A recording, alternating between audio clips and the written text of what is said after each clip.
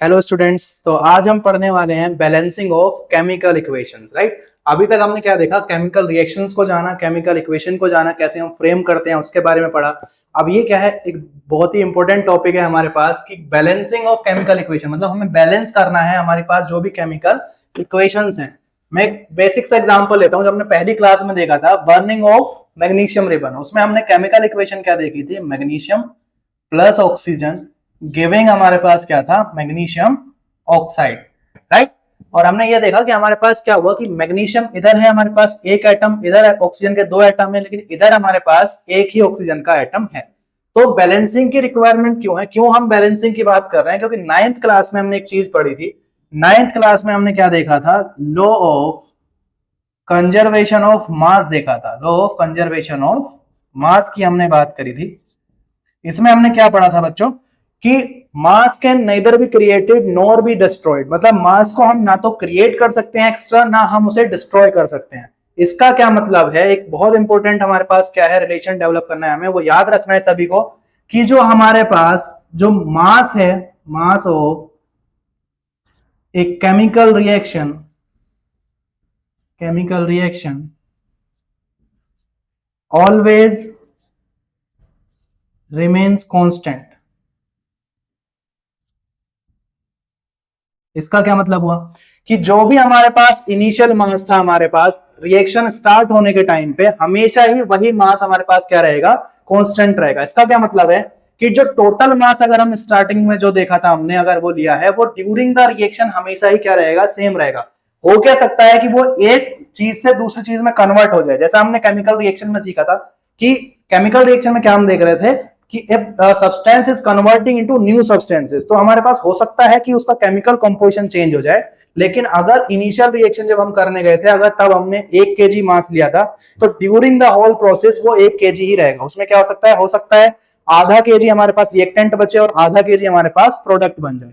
तो उस चीज को हमें क्या बैलेंस, उस चीज को हमें फॉलो करने के लिए, law of conservation of mass को फॉलो करने के लिए हमें बैलेंस करना पड़ेगा। इसका बैलेंसिंग का देखो, अभी अगर हम इसको देखें हमारे पास रिएक्शन को, तो यहाँ पे मैग्नीशियम, इसका अगर हम मास की बात करें, मैग्नीशियम का बच्चों क्या होता है 24 हमारे पास मास होता है, और एक ऑक्सीजन का कितना होता है 16, और दो का मिला के देखेंगे तो हमारे पास कितना हो गया 32 हो गया, राइट। ये चीज समझ आ रही है। यानी कि अभी अगर हम इधर बात करें हमारे पास, तो इधर total mass of the reactant कितना दिखाई दे रहा है हमारे पास, 32 + 24 56 हमारे पास दिखाई दे रहा है। अभी यूनिट नहीं लगा रहा हूं, ये ग्राम हो सकता है, ये यूनिफाइड मास हो सकता है, ये केजी हो सकता है, राइट।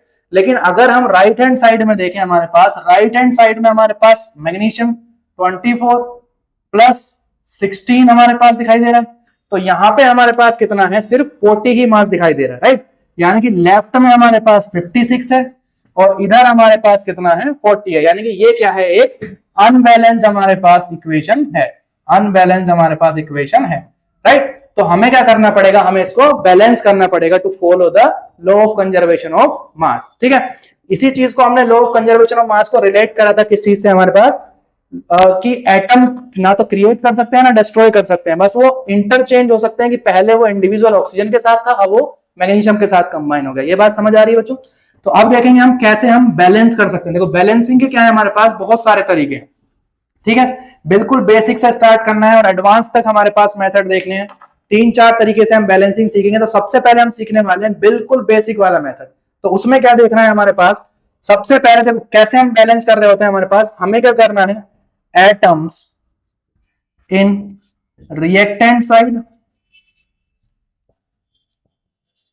ठीक है, atoms in reactant side of each element, ठीक है। हमें बराबर करनी है atoms in product side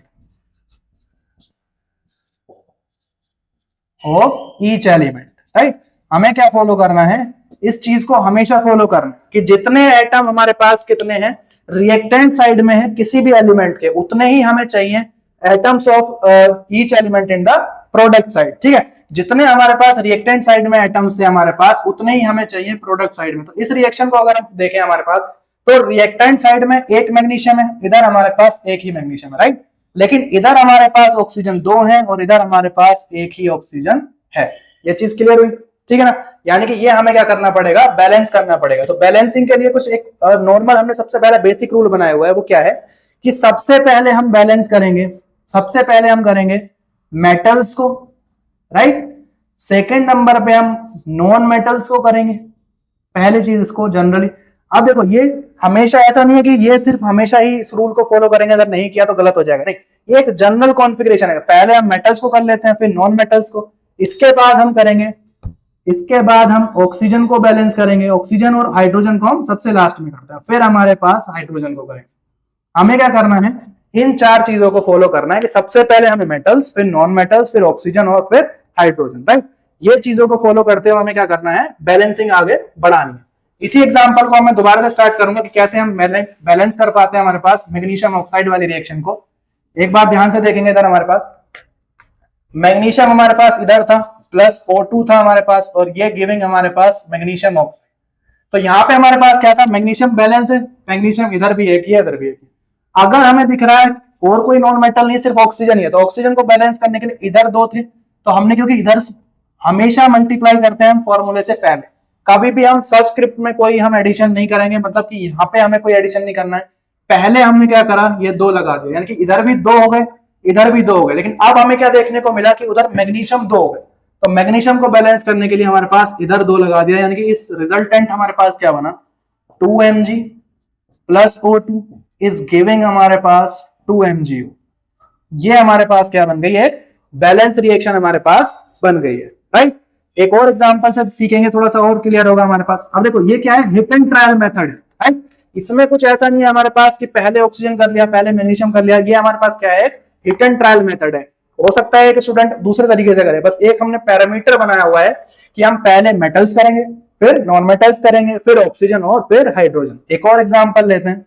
example है हमारे पास, लेट CH4 का कंबस्टन हमने कराया, O2 गिविंग हमारे पास CO2 प्लस H2O, राइट। ये दिखाई दे रहा है। अभी अगर मैं देखूं हमारे पास इधर एक कार्बन है, इधर एक कार्बन है, कार्बन बैलेंस है।